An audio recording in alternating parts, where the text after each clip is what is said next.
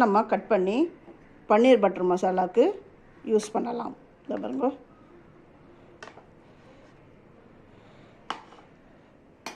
பார்த்தீங்களா,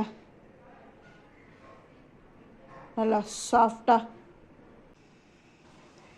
இது வந்து அடி பிடிக்காமல் இருக்கணும், அதுக்கு தான் பாருங்க. கொஞ்சம் ரொம்ப இல்லை, ஒரு 2 ஸ்பூன் அப்படி தண்ணி விட்டுருக்கேன்.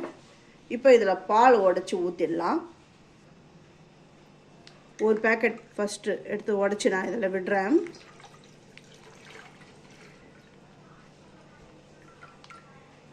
இது விட்ட உடனே இதில் கொஞ்சம் பால்லாம் ஒட்டின்னு இருக்கும்.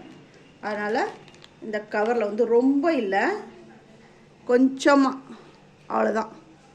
அந்த பால் ஒட்டின்னு இருக்கிறத எடுக்கிறதுக்காக தான் கொஞ்சம் இந்த தண்ணி விட்டுருக்கேன் இந்த பேக்கெட் உள்ள. அப்படின்னு குளிக்கிடுவோம். குளிக்கிட்டு இதை சேர்த்துட்டேன். இப்போ 2வது பேக்கெட்டையும் இதே மாதிரி உடச்சி ஊற்றி கொஞ்சமாக தண்ணி ஆட் பண்ணி இதில் ஒட்டின்னு இருக்கிற பாலெல்லாம் எடுத்துடுறேன். பாலெல்லாம் உடச்சி இந்த கண்டெய்னரில் ஊற்றிட்டேன். பாலை உடச்சி இந்த பாத்திரத்தில் விட்டுட்டேன். அடுப்பு ஆன் பண்ணியிருக்கேன். இப்போ என்ன பண்ணணும்னா, இந்த கரண்டி இருக்குது பாருங்கள், இந்த கரண்டியை விட்டு அப்படியே தொழவிட்டே இருக்கணும். ஏன்னா பால் வந்து ஏடு படியக்கூடாது, அதே சமயத்தில் கீழே அடி பிடிக்கவும் கூடாது. இது ரொம்ப நேரம் இல்லை, ஒரு கொதி வந்தாலுமே போதும். அப்படி ஒரு தடவை அப்படி பொங்கி வரும்பொழுது அடுப்பு ஆஃப் பண்ணிடணும். இப்போ வந்து 1/2 லிட்டர் பால், நான் வந்து ஃபுல் ஃபேட் மில்க் தான், அந்த ஆரஞ்சு பால் தான் எடுத்திருக்கேன் ஆவிந்து. அது வந்து 1/2 லிட்டர் 30 ரூபா. ஒரு சில கடையில் வந்து 32 ரூபான்னு விற்பாங்க. அதாவது கடைக்கு கடை ரேட் வந்து மாறுபடும். இப்போ 1 லிட்டர் பால்னால் 60 ரூபா. இப்போ 1 லிட்டர் பாலில் 200 கிராம் பன்னீர் வரும். அதில் வந்து கம்மியாலாம் வராது, கரெக்டாக 200. அதுக்கு மேலே 1 கிராம் 2 கிராம் கூட ஜாஸ்தியாக கூட வரும். ஆல்ரெடி வந்து நான் இந்த ரெசிபியை நான் போட்டிருக்கேன், போட்டு எடை போட்டே உங்களுக்கு நான் காமிச்சிருக்கேன். 60 ரூபாவில் 200 கிராம் பன்னீர் நம்ம பண்ணிடலாம். இதே நீங்கள் வந்து கடையில் போய் வாங்க போனீங்கன்னா அந்த 200 கிராம் பன்னீர் வந்து என்ன ரேட்டு அப்படின்றத என்னுடைய கமெண்ட் பாக்ஸில் சொல்லுங்கள். இப்போ வந்து 400 கிராம் பன்னீர் வேணும் அப்படின்றவங்க 2 லிட்டர் பால்லையே நம்ம வந்து 400 கிராம் அதை எடுத்துடலாம். க்ரீன் பால் கிடச்சா கூட அதில் கூட உங்களுக்கு வந்து பன்னீர் நல்லாவே வரும். க்ரீன் பால் வந்து 22 ரூபா 1/2 லிட்டர். அப்போ பார்த்துக்கோங்க, 1 லிட்டரில் வந்து 200 கிராம் பன்னீர் வருதுன்னு வச்சுக்கோங்களேன். அப்போ வந்து 50 ரூபாக்குள்ளவே நம்ம வந்து 200 கிராம் பன்னீரை நம்ம எடுத்துடுறோம். இதை நீங்கள் கடையில் போய் வாங்க போனீங்கன்னா 200 கிராம் பன்னீர் வாங்க போனீங்கன்னா 100 ரூபாவாவது நீங்கள் வைக்கணும். அதுவும் ஒரு கம்பெனிக்கு ஏற்ற மாதிரி ரேட் சொல்லுவாங்க. 100 ரூபான்வாங்க, ஒரு சில இது வந்து 120 அந்த மாதிரி போகும். இப்போ முதல்ல இந்த பன்னீர் வரத்துக்கு இந்த பால் வந்து கொதி வரணும். அது கொதி வர வரையும் நம்ம வெயிட் பண்ணுவோம். பாருங்க, பால் வந்து இப்படி பொங்கி வருது. இந்த ஸ்டேஜில் வந்து ஸ்டவ் ஆஃப் பண்ணிடணும். அவ்வளோதான். ஸ்டவ் ஆஃப் பண்ணிவிட்டு இந்த பால் அடுப்புலேருந்து இறக்கி கீழே வச்சிடலாம். பால் அடுப்புலேருந்து கீழே இறக்கி நான் வச்சுட்டேன். இப்போ என்ன பண்ணுங்க, ஒரு 2 டம்ளர் தண்ணியை வந்து இது தலையில் விடுங்க.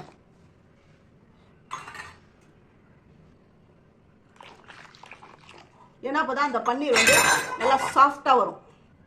இந்த பாலை திரிக்கிறதுக்கு நான் லெமன் தான் நான் யூஸ் பண்ண போகிறேன்.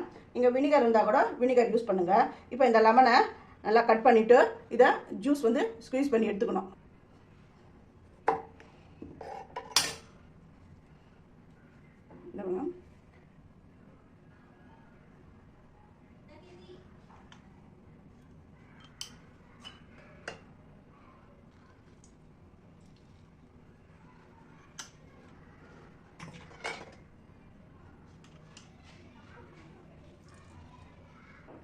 இப்போ இந்த பாலில் கொஞ்சம் கொஞ்சமாக அந்த லெமனை விடணும். எடுத்த உடனே அப்படியே மொத்தமாக வந்து அந்த லெமன் ஜூஸை சேர்த்துடக்கூடாது. அந்த எலுமிச்சை சாறை கொஞ்சம் கொஞ்சமாக விடணும்.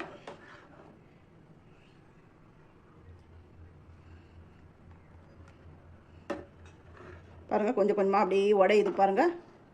பாருங்க, அந்த கேர்டில் அது ஆகுதா. எந்த அளவுக்கு விடணும் அப்படிங்கிறதையும் நான் உங்களுக்கு நான் சொல்கிறேன். இந்த வீடியோவை ஸ்கிப் பண்ணாமல் பாருங்கள். பாருங்க கூடலாவது பாருங்கள்.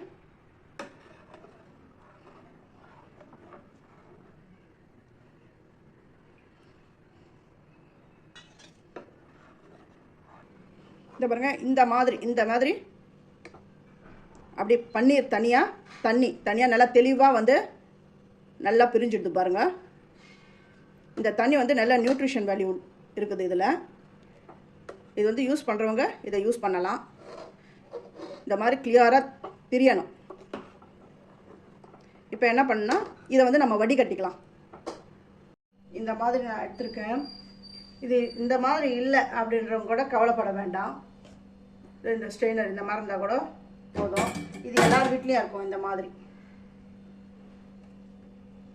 ஒரு வெள்ளை துணியை ஈர துணியை இதில் வச்சு விட்றேன்.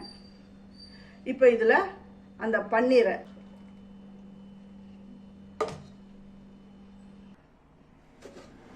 இதில் இருக்கிற இந்த பாருங்க நல்லா க்ளீனாக வந்திருக்கு.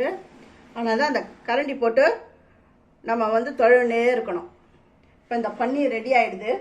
இப்போ லெமன் சேர்த்ததுனால இதில் வந்து புளிப்பு சுவை இருக்கும்.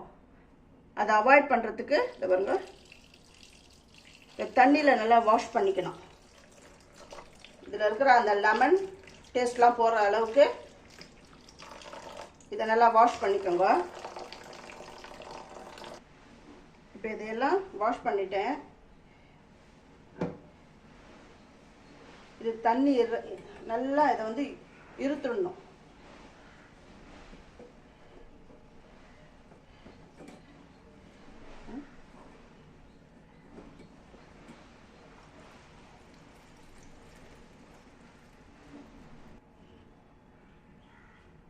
நல்லா இருத்தாச்சு. இதுக்கு மேலே வெயிட் வச்சுடுங்க.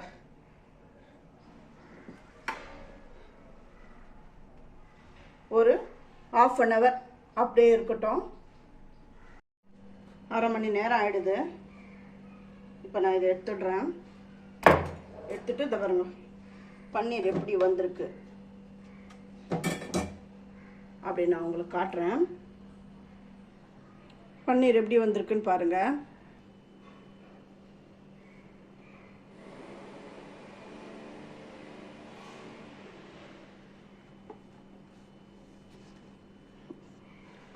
நல்லா சூப்பராக பன்னீர் வந்திருக்கு. இதை க்யூப்ஸாக கூட நம்ம கட் பண்ணிக்கலாம்.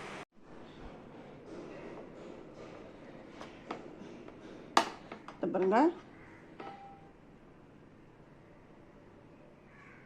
சாஃப்டான பன்னீர். இன்னும் ஒரு 1/2 hour இதை வச்சுருந்தீங்கன்னா நல்லா க்யூபாக நல்லா வரும். நான் வீடியோக்காக சீக்கிரமாக நான் எடுத்துட்டேன். நல்லா சூப்பரான பன்னீர். இதில் வந்து பன்னீர் புர்ஜி, அப்புறம் பன்னீர் பட்டர் மசாலா, கடாய் பன்னீர் அது மாதிரி செய்யலாம். நான் பன்னீரில் ரசகுல்லா நான் பண்ணியிருக்கேன். அது எப்படி வந்தது அப்படின்றதையும் நான் உங்களுக்கு செஞ்சு காட்டுறேன். சூப்பராக பாருங்கள் பன்னீர் எண்ணமாக வந்திருக்கு பாருங்கள்.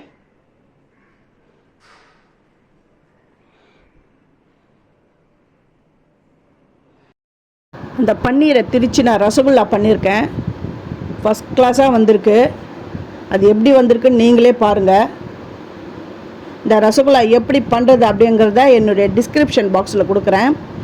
நீங்கள் போய்ட்டு பாருங்கள். வீட்லேயே நான் பன்னீர் திரித்து நான் ரசகுல்லா பண்ணிட்டேன். இதே மாதிரி பன்னீர் பட்டர் மசாலாவும் நான் செஞ்சுருக்கேன். அந்த லிங்க்கையும் நான் டிஸ்கிரிப்ஷன் பாக்ஸில் கொடுக்குறேன். நீங்கள் போய் பாருங்கள் எப்படி வந்திருக்குன்னு. நான் உங்களுக்கு இதை கட் பண்ணியும் காட்டுறேன். ஃபஸ்ட்டு என்னுடைய வீடியோவை பார்க்குறவங்க சப்ஸ்கிரைப் பண்ணலைன்னா சப்ஸ்கிரைப் பண்ணுங்கள். ஆல் அண்ட் ஆப்ஷனை தொடுங்க. அப்போ தான் நான் போடுற ஒரு வீடியோவுடைய நோட்டிஃபிகேஷனும் உங்களுக்கு காட்டும். உங்களுக்கும் யூஸ்ஃபுல்லாக இருக்கும். உங்களுக்கு பிடிச்சிருந்தா உங்கள் ஃப்ரெண்ட்ஸுக்கும் நீங்கள் ஷேர் பண்ணுங்கள், லைக் பண்ணுங்கள், அப்படியே ஹைப் அந்த பட்டனையும் கொடுங்க.